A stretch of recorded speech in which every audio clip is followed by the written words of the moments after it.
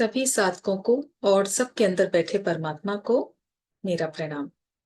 मैं आराधना अरोड़ा अपने channel Aradhana Arora the unique प्राणा में आपका स्वागत करती हूँ और साथ ही आपसे रिक्वेस्ट भी करती हूँ कि अगर मेरे सेशंस, मेरे थॉट्स आपके लिए यूजफुल हैं, आपको इंस्पायर करते हैं, तो आप इन्हें अन्य साधकों के साथ भी जरूर शेयर करना, क्योंकि हो सकता है कोई साधक स्पिरिचुअलिटी में आ जाए या किसी को उसके प्रश्नों का हल मिल जाए। तो आइए इसी के साथ सेशन की शुरुआत करते हैं। आज का सेशन कर्मा सीरीज के ऊपर ही है, जिस पर मैं स्टेप बाय स्टेप टॉपिक लाती ही रहूंगी। और ये बहुत गहरा विषय है जिसे बहुत अच्छी तरह से समझना भी है। और कोशिश करें कि मेरी एनर्जी के साथ आप कनेक्ट हो जाएं और इस विषय को बहुत ही अच्छी तरह से समझें। हम सब अपने जीवन में कितनी ही परेशानियां फेस करते हैं। कोई अत्याचार कर रहा है, किसी ने गलत कुछ कह दिया, कोई शारीरिक दुख से परेशान है, कोई मानसिक दुख दे रहा है। तो यहां हम अपनी किस्मत को, समय को, भगवान को, उस इंसान को दोष देते हैं। जो फैक्ट है ऐसा हम करते भी हैं। पर अगर हम इस सच्चाई को जान लें और इसे अच्छी तरह से समझ लें कि सामने वाले के साथ मैंने पिछले जन्म में जरूर ऐसा कुछ किया है और वही सब कुछ मेरे साथ हो भी रहा है, क्योंकि जो मैंने इसके साथ किया वो एनर्जी इसके अंदर है, तभी मेरे साथ ऐसा हो रहा है। तो यहां ये क्वेश्चन मोस्टली क्रिएट होता है कि अब कैसे पता चलेगा कि कौन सा तो पिछला कर्मा है और कौन से कर्मा हम नए बनाएंगे। तो इस कॉन्सेप्ट को बहुत अच्छे से समझें। जिनके साथ हमारे स्ट्रॉन्ग कर्मा होते हैं वो उतने ही हमारे क्लोज रिलेशंस में आते हैं। अब बाहर वाला कुछ कहकर जाता है तो क्या वो बात हमें चुभती है? अगर चुभी भी तो ज्यादा से ज्यादा आप उसे भी दो बातें और सुना देंगे।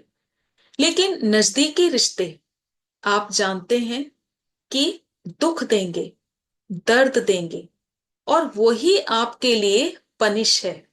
आप बंधे हैं, क्योंकि यहां आप कुछ बोलकर स्वयं अपने आप को ही पीड़ा में पहुंचा देंगे।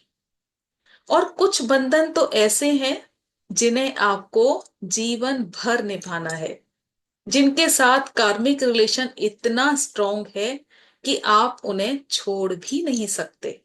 जैसे कि पति पत्नी, बच्चे, पेरेंट्स, या जिनके साथ आपको निभाना ही है, या कुछ ऐसे रिश्ते जो चाहकर भी ना छूटें और वापस आप उनके साथ बंधे चले जाएं। अगर ऐसे रिश्ते हैं जिन्हें आप छोड़ नहीं पा रहे, तो समझ जाएं कि इनके साथ कार्मिक रिलेशन बहुत स्ट्रॉन्ग है। ये दर्द, पीड़ा सब रिटर्न कर्मों से ही आती है, पिछले कर्मों से आती है।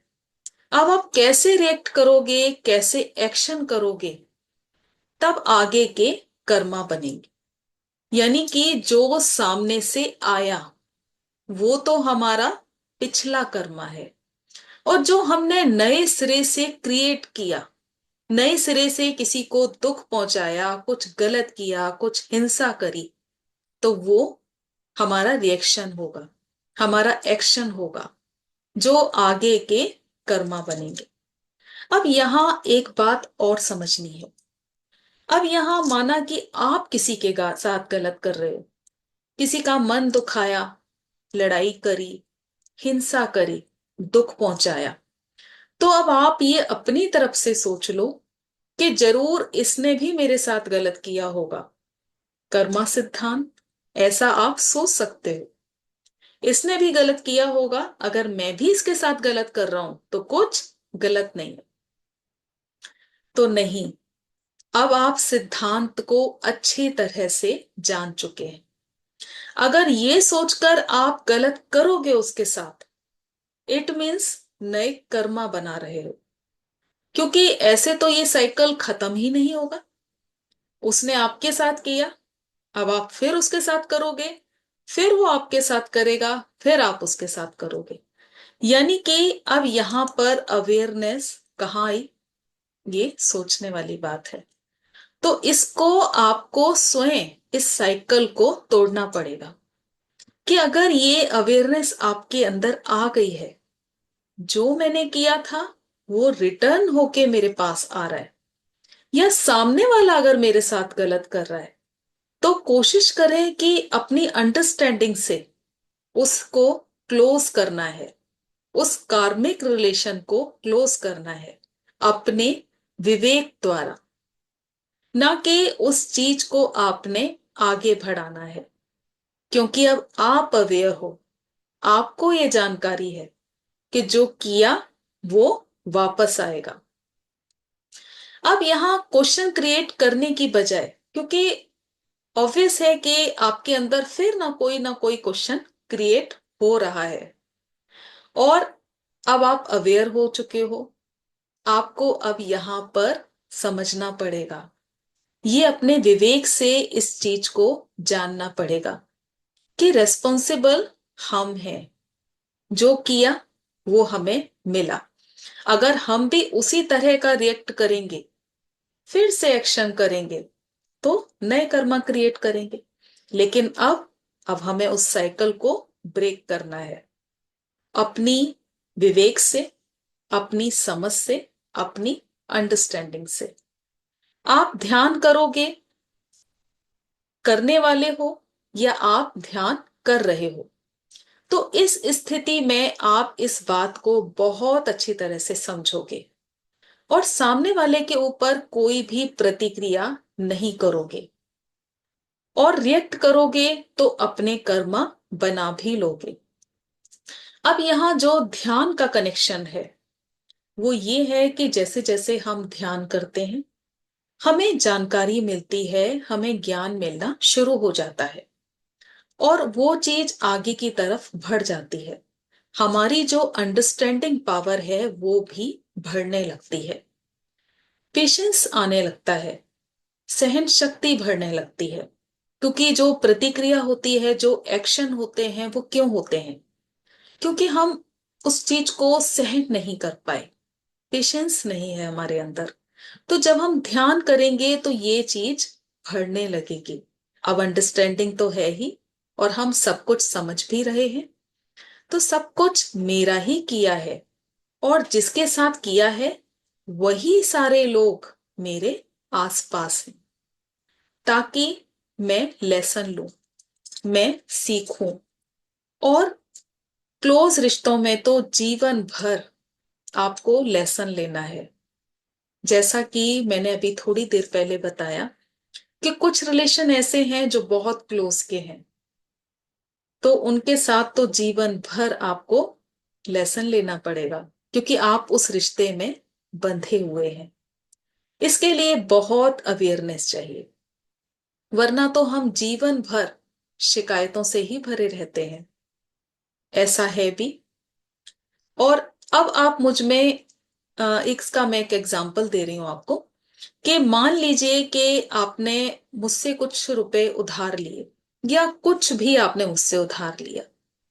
अब आप नेक्स्ट टाइम जब मिल रहे हैं मुझसे दोबारा, तो सीधी सी बात है कि मैं वो चीज जो आपको दी है आपसे वापस लूंगी। अब हम दोनों की ड्रेस बदल चुकी है, तो ड्रेस बदल चुकी है, तो क्या हुआ?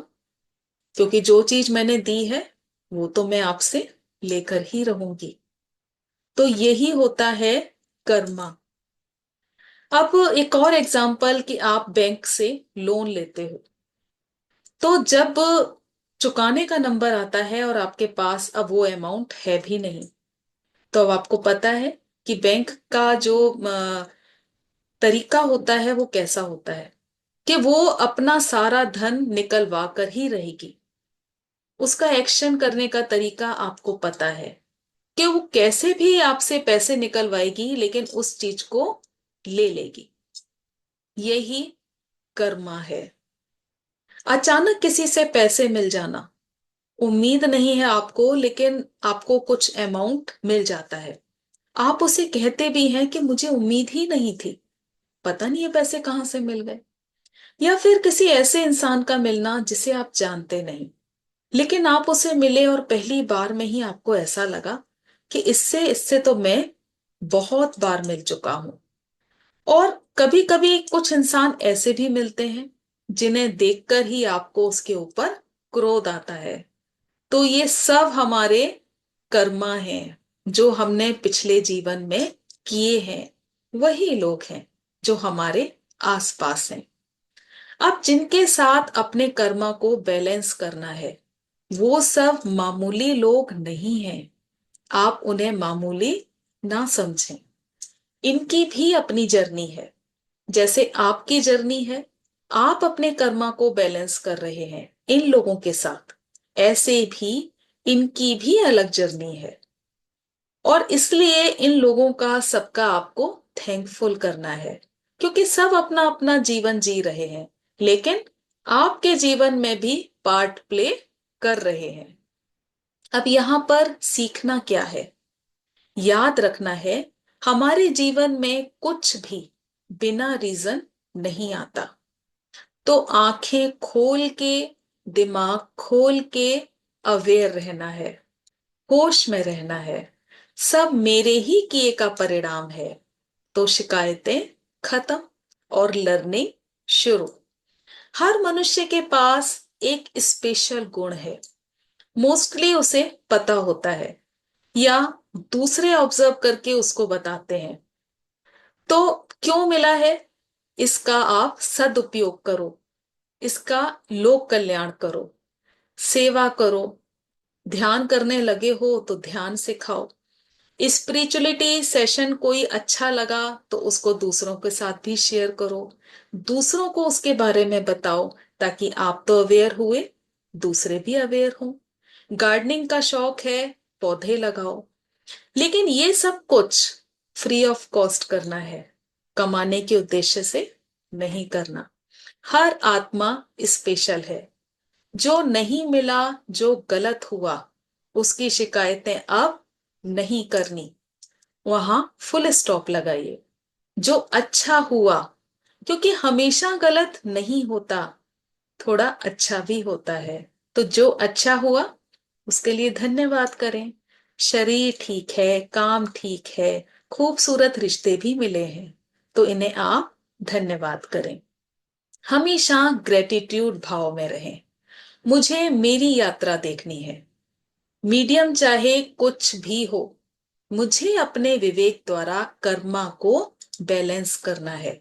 जब कर्मा सिद्धांत मुझे पता चल गया, रिएक्ट नहीं करना, सीखना है। और ये जो मुझे टीचिंग मिली, तो आराधना सिर्फ एक मीडियम है, बाकी मैसेज उस परमात्मा द्वारा दिया गया है जो आपके लिए संदेश है। इसको लेना ही है, अपना रूपांतरण करना है, अपनी कमियों पर आज से ही काम करना शुरू। उम्मीद करती हूँ बहुत अच्छे से आप समझे होंगे। इस सेशन को फिर से एक बार देखना, अपने अंदर रूपांतरण करना। आज के लिए इतना ही। सभी का बहुत बहुत धन्यवाद।